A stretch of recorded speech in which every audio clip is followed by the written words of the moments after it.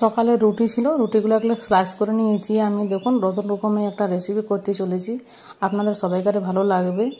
রুটির পায়েস এটা আমি নিজের মতন করছি। দুধ চাপিয়েছি এক সাইডে। দেখুন দুধটাকে একটু চিনি দিয়ে দেবো আমি পরিমাণ মতন, যেমন মিষ্টি লাগে।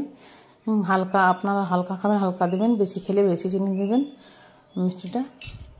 দুধটাতে একটু চিনি দিয়ে দিলাম। দুধটা ফুটতে আরম্ভ করে দিয়েছে। স্লাইস করা একটা আমি এটা কেটে রেখেছি কাঁচি করে, এগুলো আস্তে আস্তে একটু একটু করে দুধে দিয়ে দেবো এইরকম করে, যেমন লেগে না যায়। আমি ফ্লেমটা একদম মিডিয়ামে রেখেছি। ফুটতে গেলে ওখানে লেগে যাবে সবগুলো।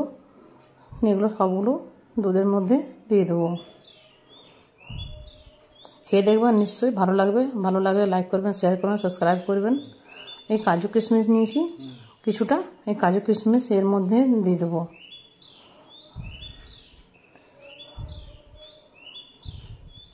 এটা কাজুটাকে একটু ভেঙে নিয়েছি, ভালো লাগবে। কিশমিশটা হালকা কেটে দেখুন, হালকা হালকা করে ফুটছে। একটু মিক্স করে নেবো ভালো করে, এরকম করে। আপনারা নিশ্চয়ই আমার ভিডিওটা লাইক করবেন, সাবস্ক্রাইব করবেন। আমুল একটা প্যাকেট নিয়েছি, ছোট প্যাকেট, সেটা কেটে পরে এটার ভিতরে একটু আস্তে আস্তে করে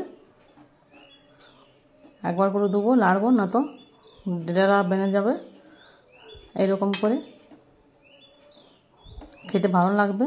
আমুল দুধটা দিলে স্বাদটা বেড়ে যাবে, দ্বিগুণ হয়ে যাবে।